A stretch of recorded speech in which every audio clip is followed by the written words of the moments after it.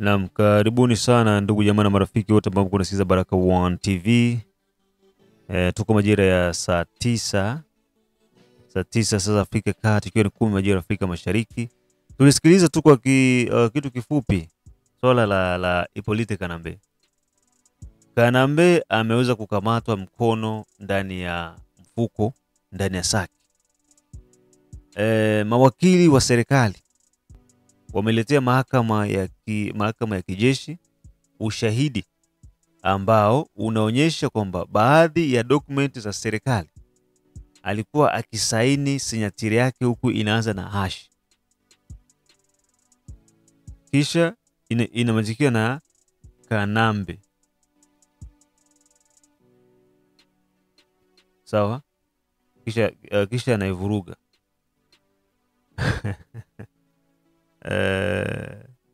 Balisema chungu ya shetani haikuwagi na mfuniko. Unaona ndugu zangu, chungu ya shetani haikuwagi na mfuniko. Leo mtu ambaye alikuwa najifanya kwamba ni mtu simple, ni mtu wa roho ya watu, ni mtu mzuri, wamama wanavua vikwembe vyao wanamtandikia vikwembe ambavyo sisi waume zao tumenunua. Mimi sijawahi kutandikiwa kikwembe chini na mke wangu, lakini wake zetu walikuwa wanavua vikwembe ambavyo tumenunua, wanamtandikia Hippolyte Kanambe, anavitembelea. Kisha tena hule ndio iko na favorize mauaji kwa wale kina mama, ubakaji kwa wale kina dada, ubakaji na mauaji. Ushelewa? Mawakili wa serikali wameleta ushahidi ambao unaonyesha kwamba huyu jamaa haiko Kongole. Atuambie uraia wake ni mtu wa wapi. Hilo ni moja.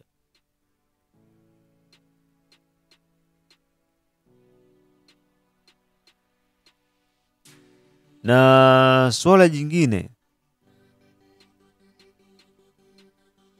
Alliance Fleuve Congo M23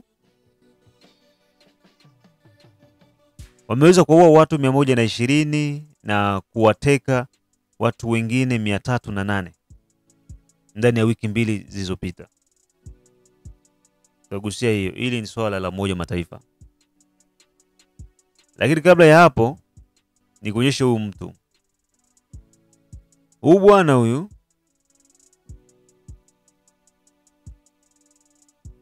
iko nomea paresama kama porte-parole wa M23 Nord Kivu. Msemaji wa gouverneur wa Nord Kivu. Ni membre wa Ensemble pour la République. Anaitwa Lumumba Muyisa. Alikuwa zamani activist wa groupe za pression. Lucha. Alikuwa mtu wa lucha. Unaona? Société civile. Ba membre ya société civile. Alikuwa mtu wa lucha. Na ashawahi kuingia mu marche ya kusoutenir FARDC. Bendera iko yate. Leo iko nome porte-parole wa M23. Ndio maana ndugu zangu, msio mnaamini hawa watu wa maandamano. Tuandamane juu ya hivi, tufanye juu ya hivi. Bale ni ba opportuniste. Bana jitafutaga bapate sosi. Bana jitafutaga bapate kakitu. Ile tu. Zaidi ya pale hakuna kingine kenye banafanya. Nilikuwa napita tu niwaonyeshe bandugu yetu kisi biko na saliti nchi.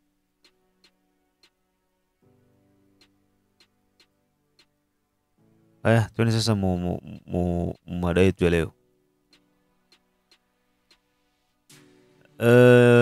Watu 100 na ngapi ambao wameweza kuuliwa na magaidi wa M23, huku 308 wakitekwa na kupotea, huku wakipelekwa maeneo ambako hapa julikani.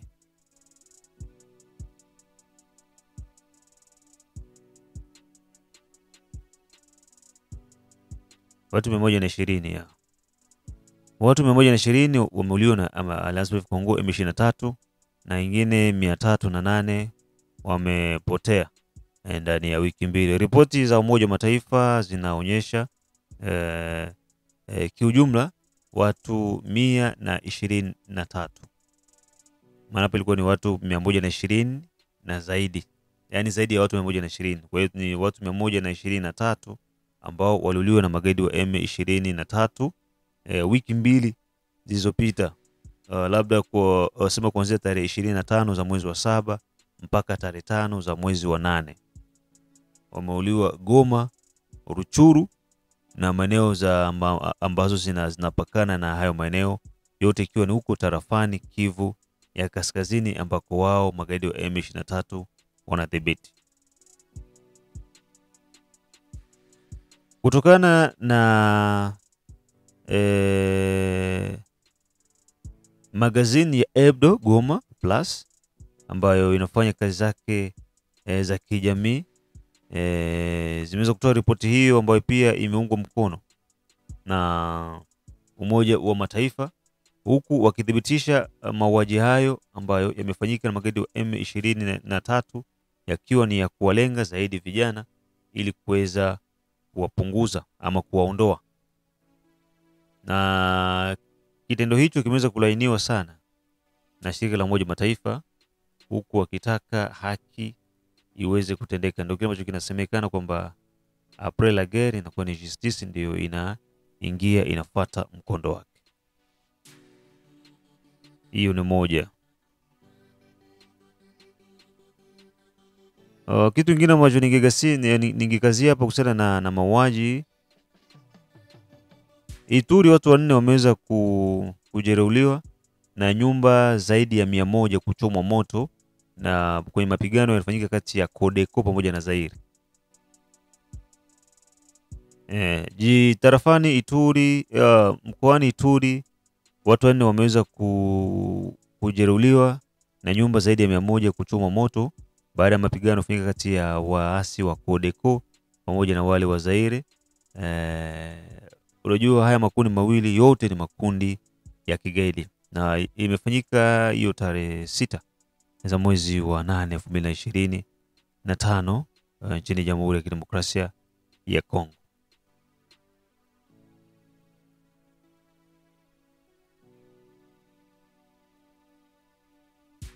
Codeco waliweza kuvamia kijiji cha Biliki ambayo sio mbali na Nizi, makao makuu ya utawala wa Mambisa tarafani Njugu.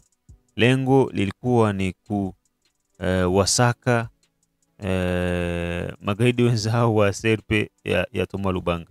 Yaani haya makundi wao kwa wao wako wanatafutana.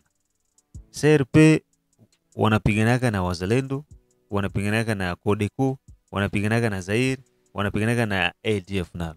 Haya makundi yote yanasapotiwa na kuungwa mkono na yalitengenezwa na Wakongole, huku wakishirikiana na Waganda na Wanyarwanda. Lengo lilikuwa ni destabilize mantite, amani isipatikanake, watu wasishi mzuri juu ya wao wakuwa wanajitengenezea kutafuta umaarufu na pia kutafuta vyeo serikalini. Na maeneo ambako kuko dhahabu na madini mengine wanakuwa wanatumia nafasi hiyo kupora madini.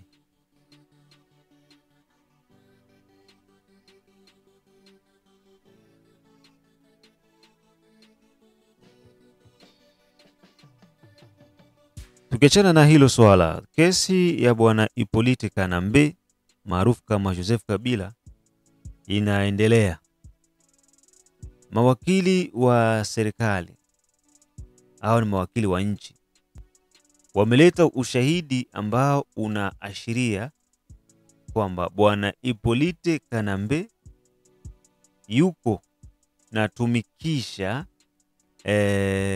alikuwa anatumikisha wakati yupo rais wa nchi, anatumikisha signature sahihi ya jina la H Kanambe. ikiwa na maana kwamba Hippolyte Kanambe.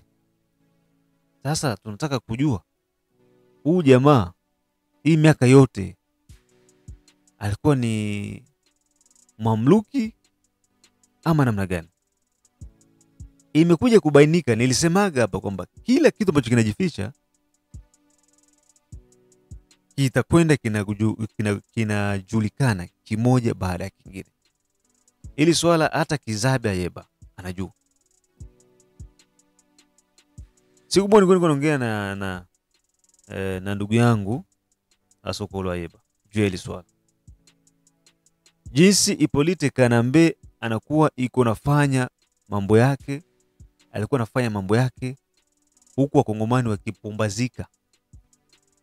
Lakini ujio wa Felix Antoine Tshisekedi Chilombo, mambo yanaenda yanajifukua. Yalikuwa yanafichika chini yanaanza kuonekana. Waswahili wakasema kuiva kwa maragi ni kurukaruka. Leo mahakama ya kijeshi iko nafuatilia kesi ya Hippolyte Kanambe, na hii kesi itarudia tarehe 21 za mwezi, baada ya kupata maushahidi za kutosha, sababu hivi wako wanapekua maushahidi ya kutosha ambayo itamfanya bwana Hippolyte Kanambe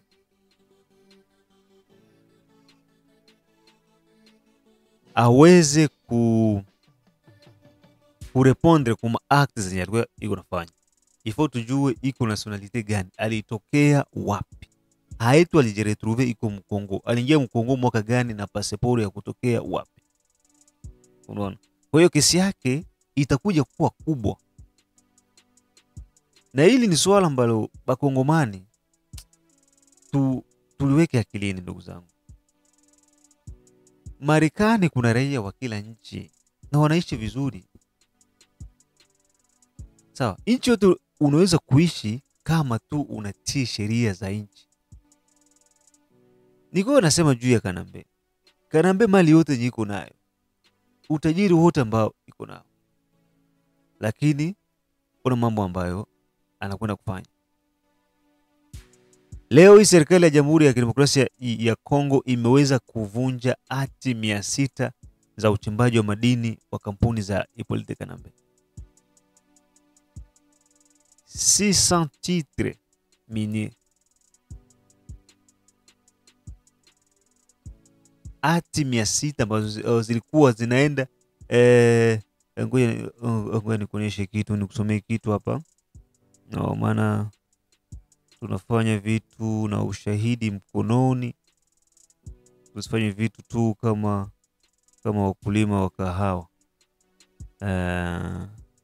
Serikali ya Jamhuri ya Kidemokrasia ya Kongo imeweza kuchukua 600 titres za kariere ambazo zilikuwa zinatumika kwa bwana Hippolyte Kanambe, ikiwa ni kiwango cha ukubwa wake, ukubwa wa yale maeneo ni 31 nini ni plus ya 31,600 km. Unaona? Yani ni ukubwa wa ardhi kushinda nchi ya Ubelgiji ambayo ilikuwa inamilikiwa na mtu mmoja.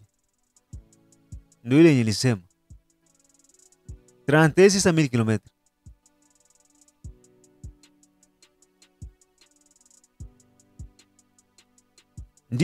Ndio. Kwa mtu mmoja. Kubwa kushinda Ubelgiji. Na hii sasa imeingia mikono ya serikali. Kwa maana hiyo kama serikali imechukua maeneo yake. Na haya maeneo yote yalikuwa yanamilikiwa na mtu mmoja. Niko naambia Kabila alikuwa iko na ardhi kushinda nchi za Ubelgiji. Na hizi tu ni maeneo tu za kuchimbia madini. Bado mashamba. Sio jamaa akose hata ka 30% ka RDC.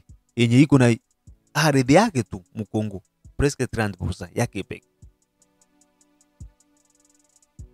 Ona serikali hapa ingine inachukua kwanza moya na bado zingine.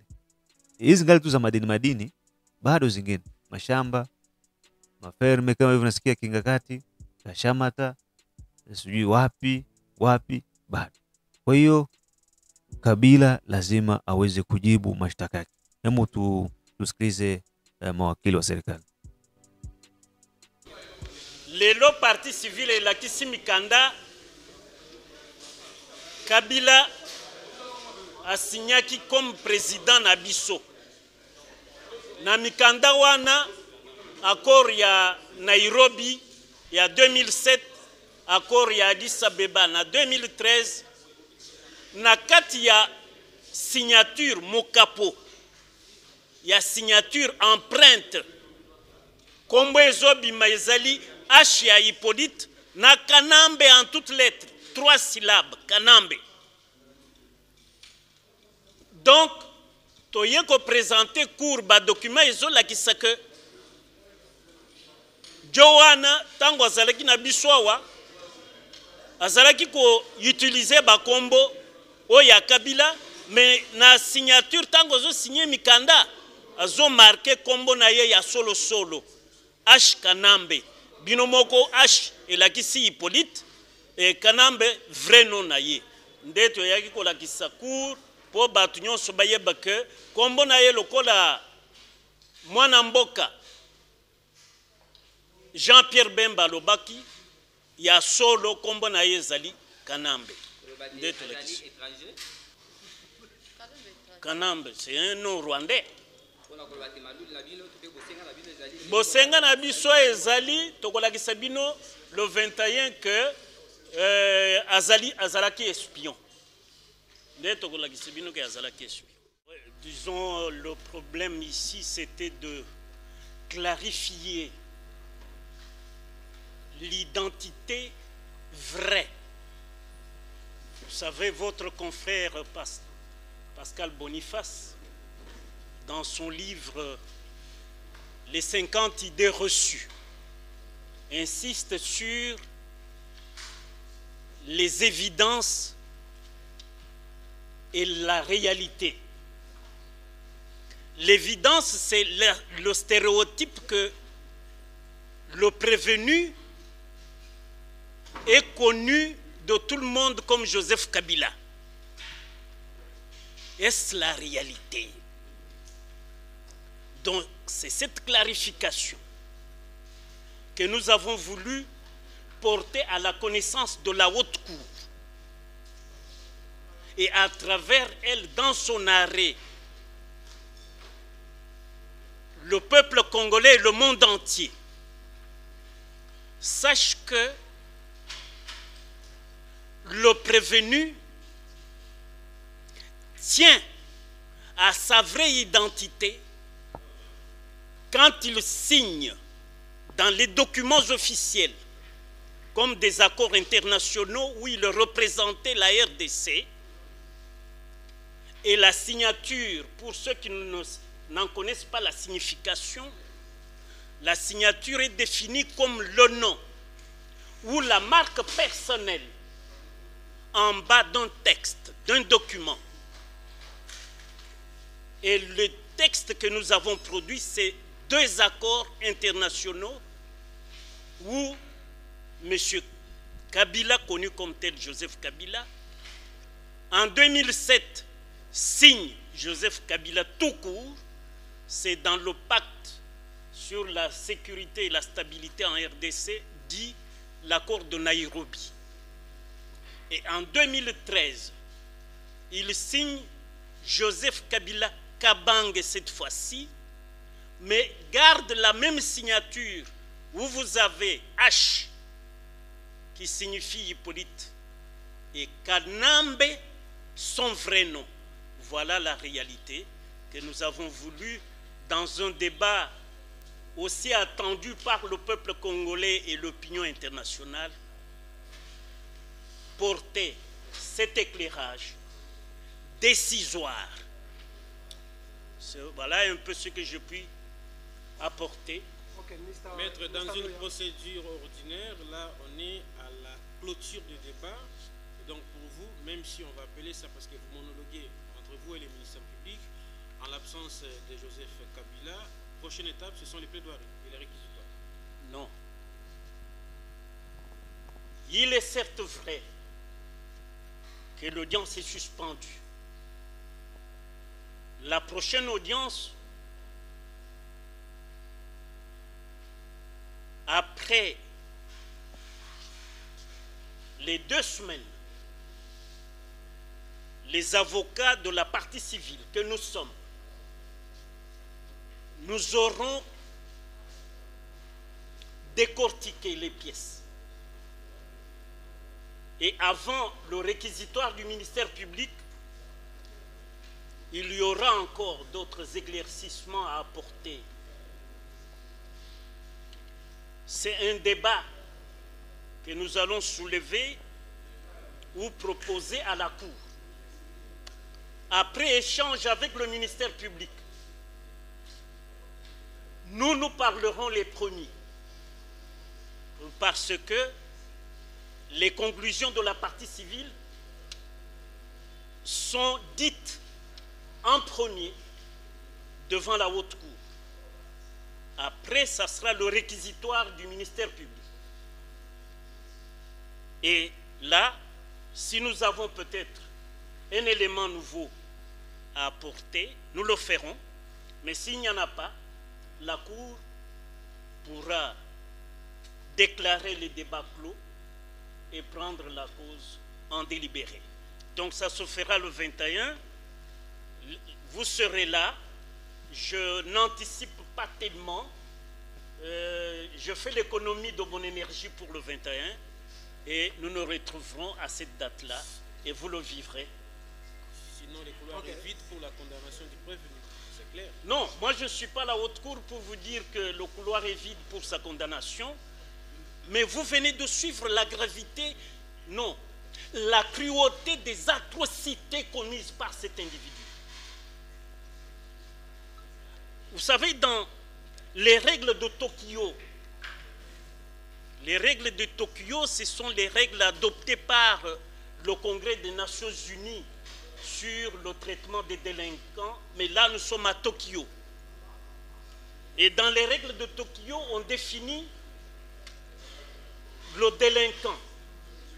Dès lors qu'un monsieur est poursuivi, nous pouvons nous permettre de le traiter comme un délinquant sans tenir compte de son statut de sénateur à vie. Parce que c'est un délinquant. S'il est établi à partir des éléments vidéo et audio qu'il est coupable,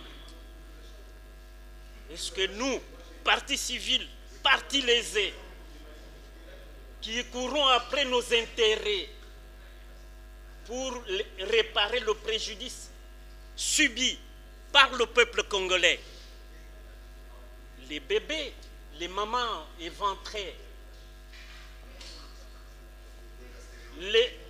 des familles, des chefs décimés sur ordre du délinquant Kabila.